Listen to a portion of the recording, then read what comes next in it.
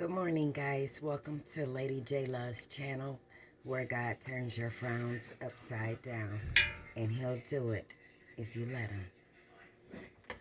Good morning. Today is, this morning is a no work morning for me. My client had business, so I get this morning off. And I got up, I fixed me and my honey some breakfast, and I was going to go back to sleep, but instead I decided to fix one of my favorite customers. When I sell dinners, I decided to fix her a dinner, and I was going to surprise her, but it probably won't be a surprise because she's probably going to see this. But I hope it surprises her. And I'm going to drop it off to her when I'm done. But in the meantime, I had something else on my mind. Could you hold on for just a second, please? I had something else on my mind that I wanted to talk about. And just give me a minute. Had to wash off my onion. I wanted to talk about dealing with losses, special losses, personal losses. And for me, that's been over the past 4 months. I've suffered great losses, family, very close family, brother and a sister, a good friend of the family. I just found out about my best friend. She was found deceased in her apartment. I lost one of my oldest brothers in the 90s. Turned around, lost my niece. She was in her early 20s. My sister's daughter, to cancer. God knows that's where the turning point came in my life about death. Because growing up, I was so scared to know that I was going to die one day. I mean, it consumed my mind on a daily. This is from the age of 9 on up to my early 20s. It just really bothered me to know that we were put here, and I was actually angry with God about when I realized that we had to die, we all must go, and it wasn't no getting out of it. I was angry with God about it, and I used to question Him. Why would you even put us here if you're gonna take us back? If you're gonna take us away? That I just couldn't understand that. But then again, if everybody lived, I'm sure this world will be overpopulated. But to me, it was just the hardest thing to understand. And when I lost my brother, I was devastated with God. I just couldn't believe He could take a good person like that. Not understanding that, well, my brother ain't the only one that He took. I mean, that it was time for them to go home.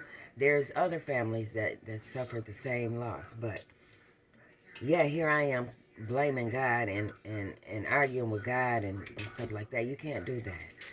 But it didn't take until I lost my niece for me to understand.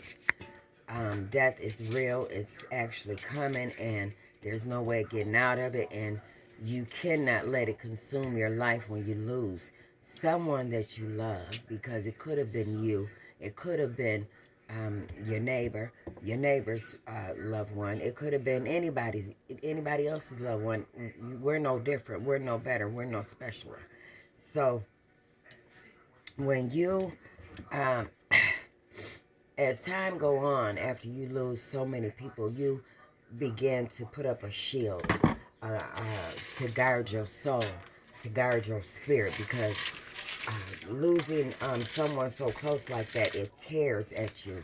You know, if you can't understand it, you know, but this is how you come to understand it. You understand it by knowing that you're not alone. You're not going to be the only one. You're not going to be the first, and you surely won't be the last. It's just a matter of when, where, and how. You know, and don't even let that consume your life, because it's no matter right now. What you think about is living right now in this moment. Okay? For the ones that we've lost, you know, I know it's harder for some than it is for others. But we all hurt the same.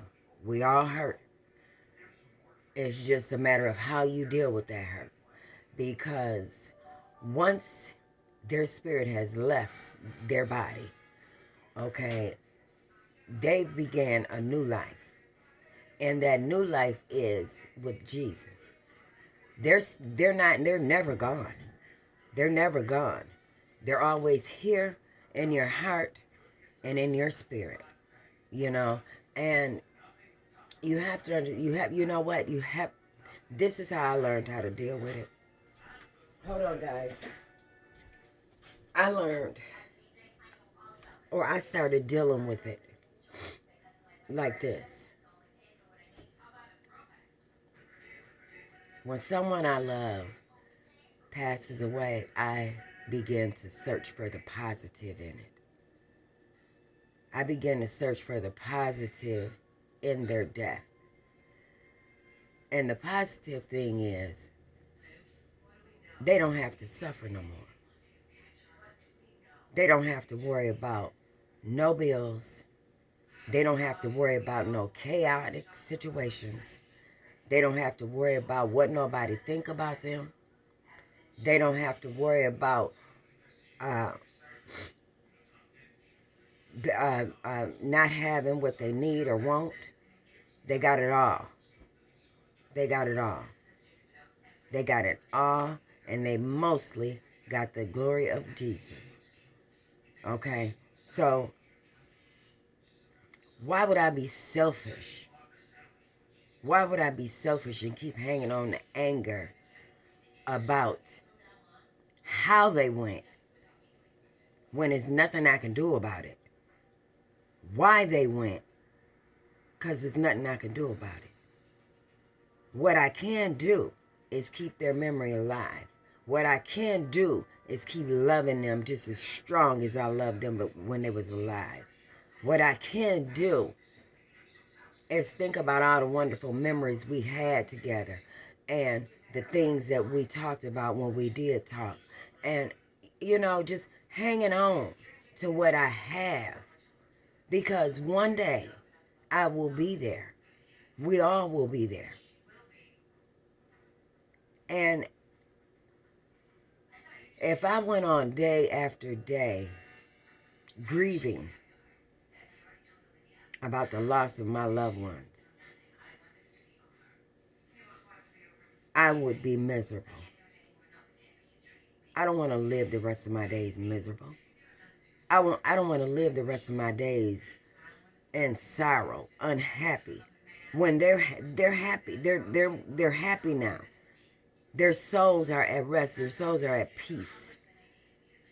No matter how they went in life, no matter how they went, they're at peace. They're at rest because they're in God's arms.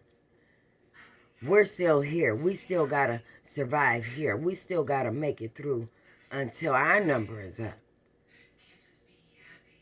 So if I let every time someone I love pass, if I let that take a piece of me every time,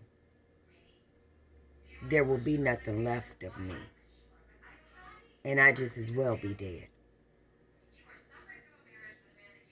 But yet I have other family I want to live for, that I want to continue to see, be around. I have children that I want to continue to live for, love, and be around. It's hard. It's hard. It's hard, but when it's something you can't do anything about, you just can't.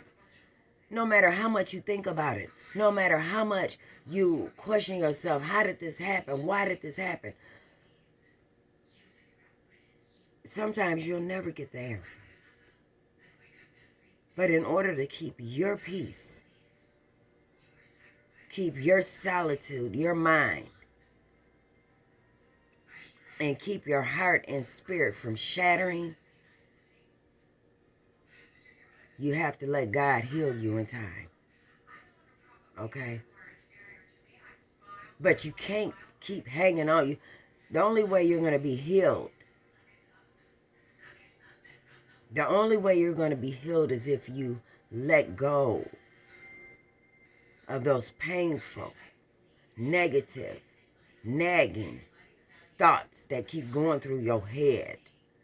Why did this have to happen? Why? You might not never know why.